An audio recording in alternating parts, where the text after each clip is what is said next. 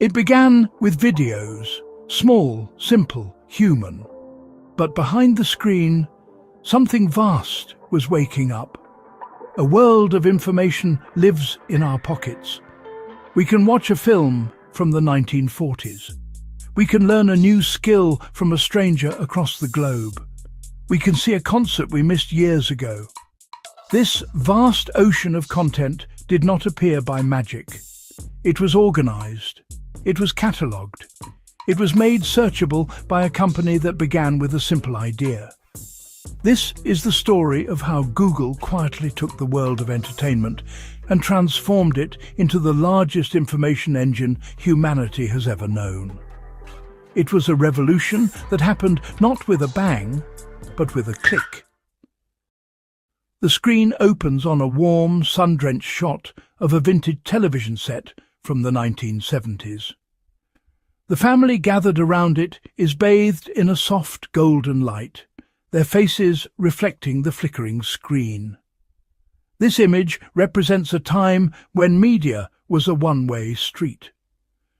From this blur, the clean, white interface of the original search bar emerges. The change was almost imperceptible at first, but it would redefine our relationship with information forever. This video will explore that transformation.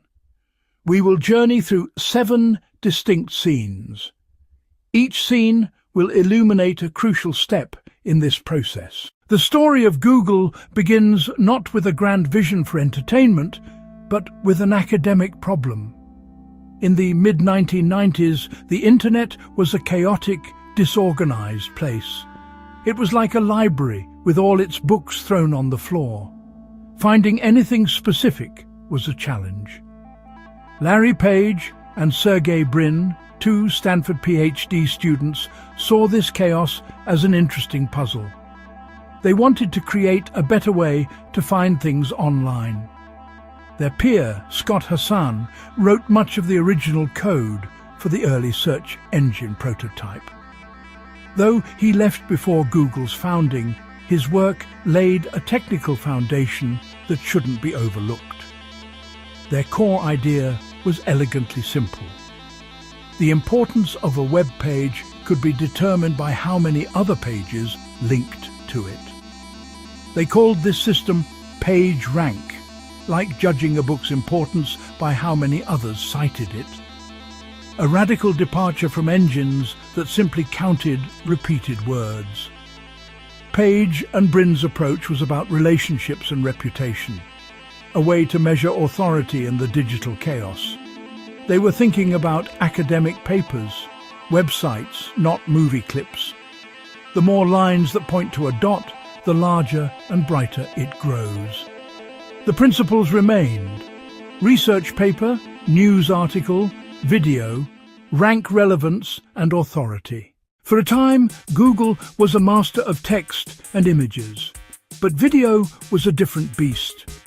It was large, complex and expensive to host and stream. In the early 2000s, a new platform emerged to tackle this challenge: YouTube. Founded by Chad Hurley, Steve Chen and Jawed Karim, YouTube made it astonishingly easy for anyone to upload and share a video. It was chaotic, raw, and exploded in popularity.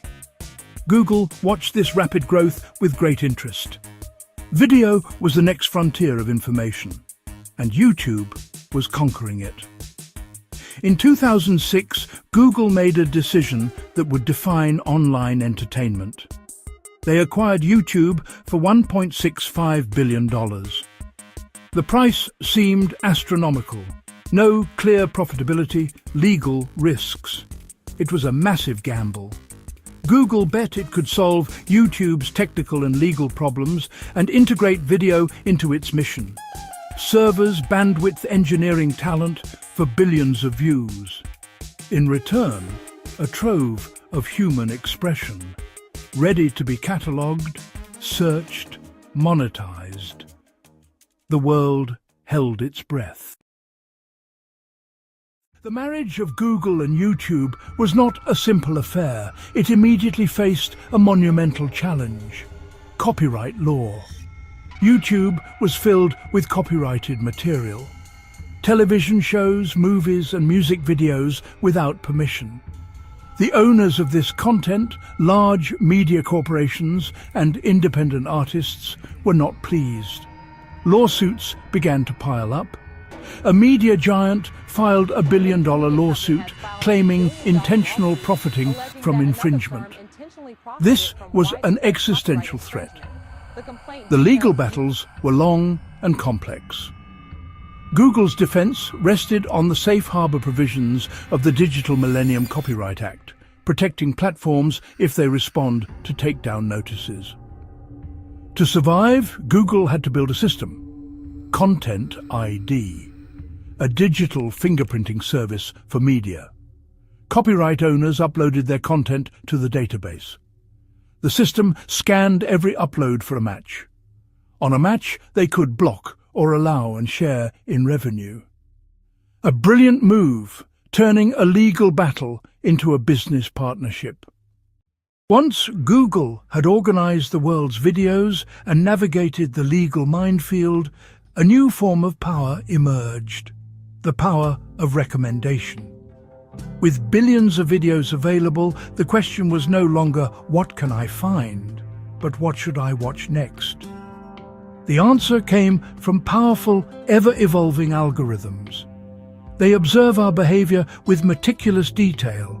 Every video we watch, every like, every share, and how long we watch before clicking away. This data feeds a massive AI system. Its goal is simple: keep us watching. It builds a complex profile of our tastes, from baking bread to sourdough starters or kitchen equipment. Up next, and the homepage, are the most visible manifestations of this power. Personalized channels, curated not by humans, but by machines maximizing engagement. The system doesn't just respond to taste, it shapes it, guiding us down rabbit holes, reinforcing interests, and at times narrowing perspective. This power to direct attention is perhaps Google's most significant cultural influence. It can make a video go viral, create global stars, shape trends and conversations. The recommendation algorithm is the new gatekeeper, an invisible hand guiding information and entertainment for billions. What has Google, through search and ownership of YouTube, ultimately created? One useful metaphor: the new public library. A library of moving images and sounds. Open 24 hours a day, accessible from almost anywhere on Earth. Its collection is built not just by experts and publishers, but by billions of ordinary people. The largest, most diverse archive of human culture ever assembled. The visual blend of old and new knowledge. A university lecture next to a teenager's diary.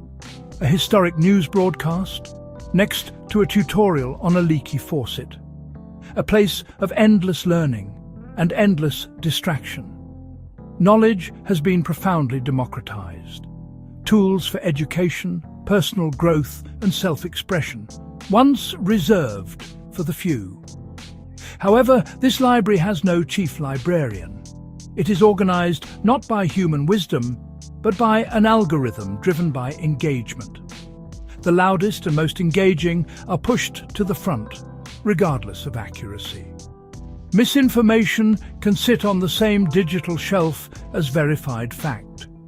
Conspiracy theories recommended alongside scientific breakthroughs. The world's greatest educational resource and an efficient engine for distraction and confusion. We have arrived at the present. Today, 2025, Google's information engine is an undeniable force in the world. Its influence extends from the smallest personal curiosity to the largest global events. Our color has shifted to a cooler, clinical tone, reflecting the seriousness of this power. The scale is difficult to comprehend. Billions rely on these tools to navigate, to learn, to be entertained, and to connect. This centralization of information carries immense responsibility. A balanced scale symbolizes the relationship. Universal access, democratized knowledge, a platform for global creativity.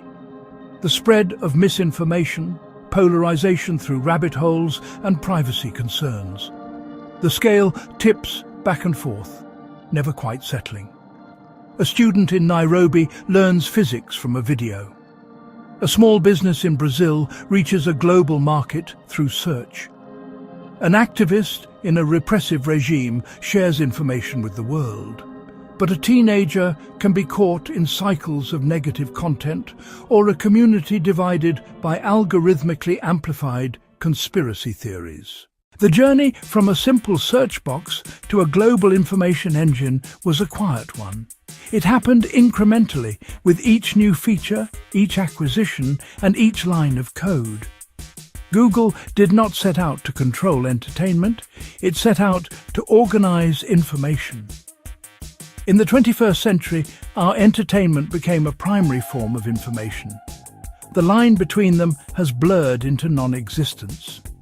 PageRank measured echoes, links from other pages. Today, those echoes are personal, an algorithmic echo chamber. The algorithms listen to our digital whispers, our clicks, our views, our searches, and echo back a world tailored to our perceived desires.